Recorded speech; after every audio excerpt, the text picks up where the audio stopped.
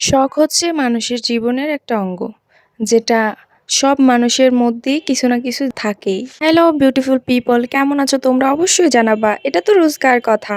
Welcome to my another video. চলো শুরু করা যাক আজকের ভিডিও। আজকে আমি চলে গেছিলাম বসুন্ধরা শপে, যেখানে গিয়েছিলাম আমি একটা কাজেও, আবার আমার ফোন কিনতে। যেহেতু ছবি টবি, আমরা মেয়েরা ছবি ভিডিও এইসব করতে খুবই পছন্দ করি। তো ছবি ভিডিও কোয়ালিটি সুন্দর না হলে তখন আমাদের মনের মধ্যে খুঁতখুত করে। আর আমার যেহেতু ২ টা বাচ্চা আছে, একটা টিভিতে তাদের হয় না। তারা টিভিতে একজন দেখবে আরেকটা, অন্যজন দেখবে আরেকটা। যার কারণে তাদের কাছে ফোন দিয়ে রাখতে হয়। এইজন্য ভাবলাম নিজের জন্য যাই একটা ফোন কিনে নিই। আর আমার হাসব্যান্ড তো কিনে দেবেই না। কিছুদিন আগে সে আমার একটা ফোন কিনে দিছে। তাই জন্য এতদিন ধরে নিজে একটু, একটু করে টাকাটা জমালাম। আর জমায়ে গুনতেছিলাম, আহারে আজকে আমার টাকাটা আমার হাত থেকে চলে যাবে। তাই জন্য একটু বাতাস খেয়ে নিলাম। ছেঁচড়াদের মতো টাকা দেখালাম, তাই না? তোমাদের কাছে তাই মনে হচ্ছে? যাই হোক, তোমরা যাই মনে করো, আমার কাছে একটু ভালোই লাগলো এই জিনিসটা করতে। আর টাকা বেশি হইলে এই জিনিসটা সবাই করে হাতে টাকা নেওয়ার পর। যাক, একটু দুষ্টামি করলাম। তোমাদের সাথে করবো না তো কার সাথে করবো? এই তো বের হয়ে গেলাম আমরা এখন বাসা থেকে। আর আমার পুচকুগুলো সবার আগে দৌড়ে, দৌড়ে লিফটের মধ্যে উঠতেছিল। আর আমার সবসময় বাইরে বের হইলে এরকম একটা ঝুলি নিতেই হবে। কেননা আমার বাচ্চা-কাচ্চার জন্য দুধ, রুমাল, ফিটার আরও কত কিছু যে নিতে হয়।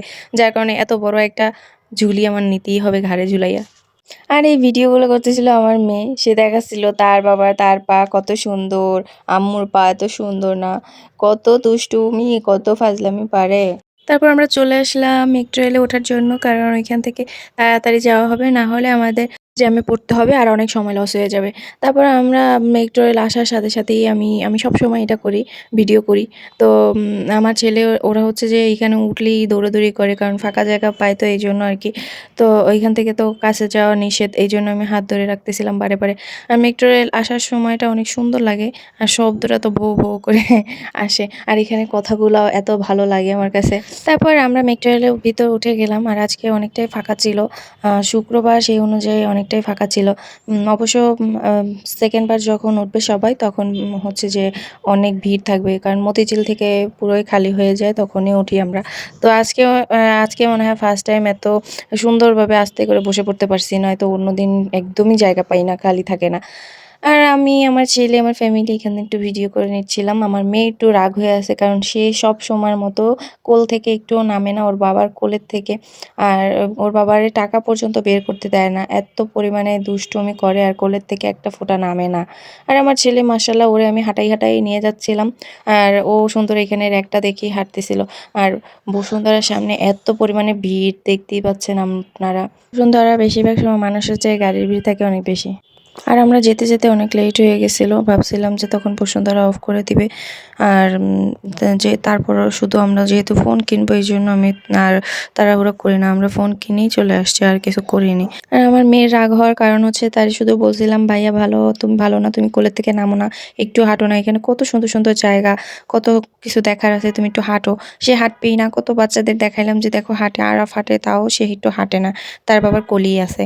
আর আমার ছেলের বলতেছে, মা আসো, উনি তো ফাঁকা রাস্তা পায়ে সুন্দর একেবারে দৌড়াদৌড়ি ভর্তিতে আছে, খুব মাস্তি করতেছে উনি।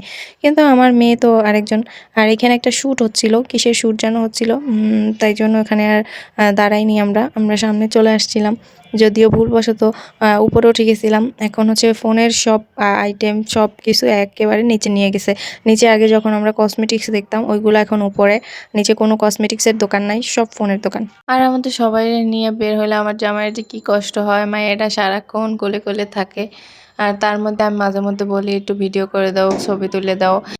এই জন্য সবসময় আমরা বের হই ভাইয়ার ছুটির দিনে, কারণ একসাথে ছুটি না হলে কখনো বের হয়ে শান্তিতে ঘোরা যায় না, বা ভিডিও করা যায় না, ছবিও তোলা যায় না একটা। তো মেয়ে সবসময় ওর কোলে থাকে, ছবি তুলবে কে? এই জন্য ভাইয়ার আর ওর যখন একসাথে বন্ধ থাকে, সেই সময় আমরা বের হই। ঠিক আমার ভাইয়া থাকার কারণে আমার অনেক হেল্পই হয়। বাসায় যখন থাকে তখন আমি একটু রেস্ট নিতে পারি, ওরা ওর মামার কাছে থাকে। আর যখন বাইরে যাই, ও আমাদের সাথে গেলেও আমাদের অনেক হেল্প হয়।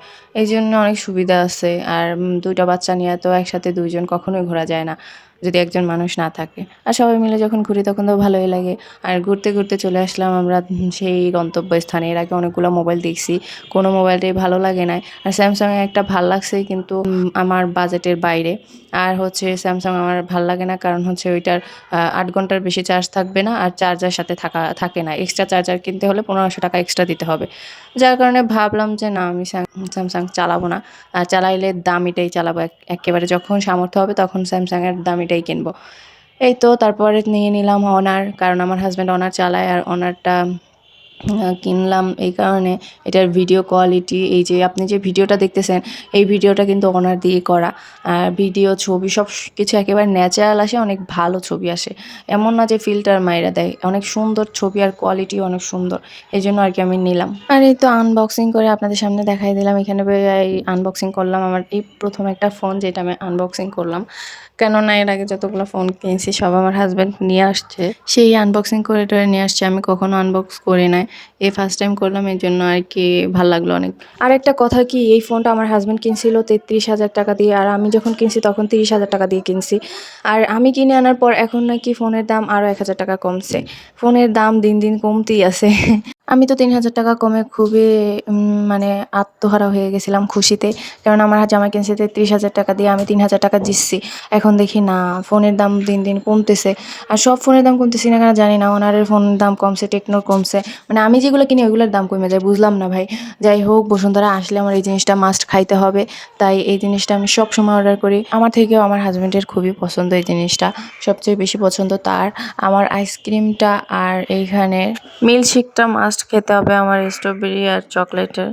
তো একবার নিয়েছিলাম, তারপর দেখি আমার মেয়ের জন্য মানে ভাগই পাই না, কি বলবো, মিল্কশেকের ভিতরে গোল গোল রাবারের মতো ওইগুলো কী যেন বলে, ওইগুলা বেশি পছন্দের। আমি দেখছি অনেকে রেসিপি বানায় শেয়ার করছে, আমারও অনেক ইচ্ছা হয়েছে আমি বাসায় একদিন ট্রাই করবো ইনশাল্লাহ, তখন আপনাদের সাথেও সেটা শেয়ার করব। আর এইখানে এই যে জুয়েলার্সের এই দোকানটার ভিতরে এগুলো সবই অফারে ছিল, আর বাজেট ফ্রেন্ডলি, যেহেতু বসুন্ধরার মধ্যে এরকম একটা দোকান এত কমের মধ্যে যে এত জিনিস পাওয়া যাবে এটা কখনো আমরা ভাবতে পারিনি। যদিও আমি শেষ সময় গেছি, টাইম ছিল না, যার কারণে একটার বেশি কিছু কিনতে পারিনি, কারণ সব অফ করে দিছে। তারপর আমি যেহেতু মিল্কশেকটা প্রথমে খেতে পারি না, তাই জন্য আবার একটা অর্ডার করলাম, তাও ওই যে মেয়ের কাছ থেকে নিতেই পারতেছি না, সে নিয়ে খাইয়ে ফেলতেছে। তারপর বললাম আসো আম্মু দুইজন ভাগাভাগি করে খাই, কি আর করব। আর ওর কাছ থেকে আমি বারবার নিচ্ছিলাম এই জন্য যে ওর অনেক ঠান্ডা লেগে যাবে, আর যেহেতু এটা অনেক বেশি ঠান্ডা ছিল, প্রথমে একটা খাওয়া হয়ে গেছে ওর, তাই জন্য আমি ওর কাছে বারবার নিয়ে খাচ্ছিলাম বেশি বেশি, যাতে অল্প হয়ে যায়। তারপরও ভাই রে ভাই, সেই বলগুলো আমি চাইয়ে চাইয়ে নিয়ে আসছি, সব সময় আমি মিল্কশেকের দোকান থেকে এক্সট্রা বল নিয়ে আসি, মানে ওই গোল গোল রাবারের মতো ওইগুলার কি বলে নামটা আমি ভুলে গেছি।